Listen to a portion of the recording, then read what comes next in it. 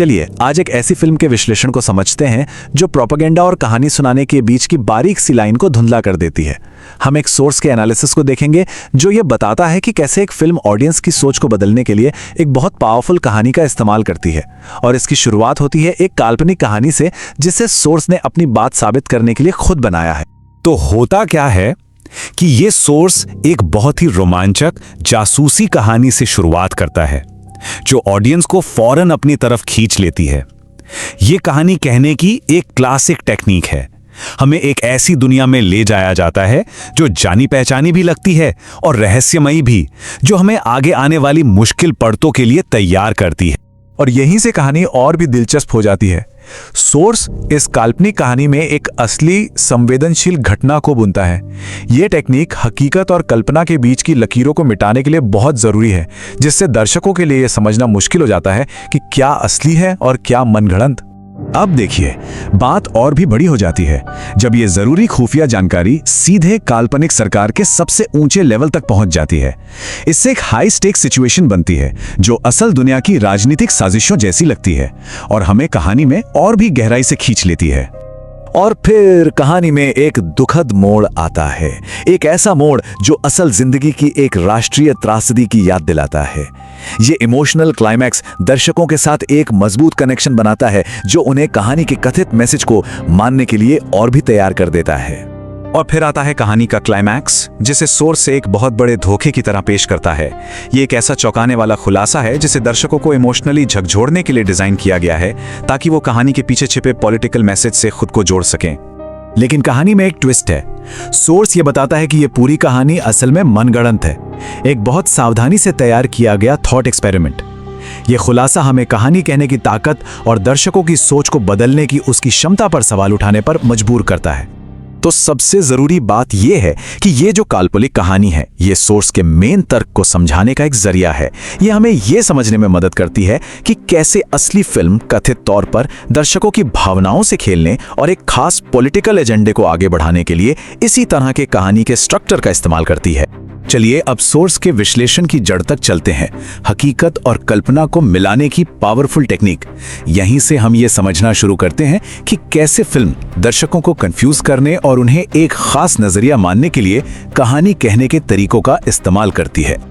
ये स्लाइड बहुत अच्छे से दिखाती है कि सोर्स क्या कहना चाह रहा है कि फिल्म दर्शकों के लिए सच और झूठ की रेखाओं को कैसे मिटा देती है।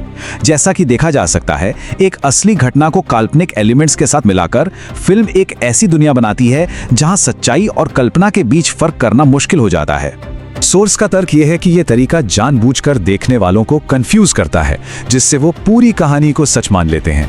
यह मैनिपुलेशन का एक पावरफुल टूल है जो दर्शकों को फिल्म के पॉलिटिकल मैसेज को बिना सोचे समझे मानने पर मजबूर कर सकता है।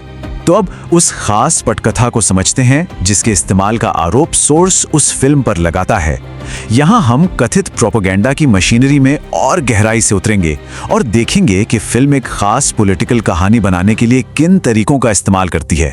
इस टेबल में सोर्स ये तर्क देता है कि फिल्म कैसे सिर्फ एक सरकार की खुफिया नाकामी को देशद्रोह की तरह दिखाती है, जबकि दूसरी सरकारों के वक्त हुई ऐसी ही नाकामियों को नजरअंदाज कर देती है।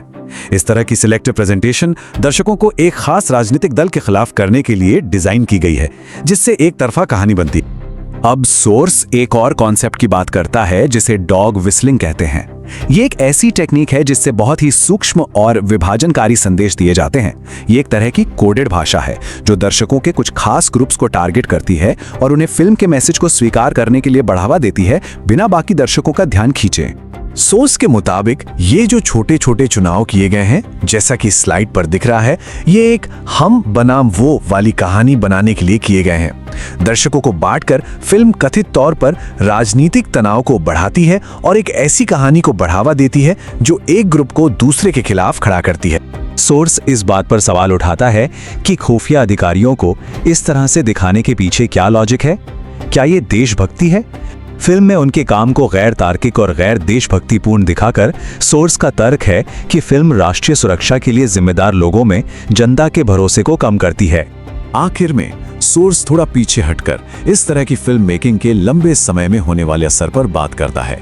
यहाँ हम प्रोपेगेंडा के बड़े असर और समाज पर उसके प्रभाव के बारे में सोचते हैं और ये सवाल करते हैं कि क्या होता है जब कहानी कहने का इस्तेमाल पॉलिटिकल मैनिपुलेशन के लिए एक हथियार के तौर पर किया जाता है। सोर्स स्कॉलर सुसन सॉन्टेग को कोट करते हुए कहता है कि फिल्म की जो हाई प्रोडक्शन क्वालिटी है वो उसके कथित प्रोपेगेंडा को और भी असरदार बना देती है।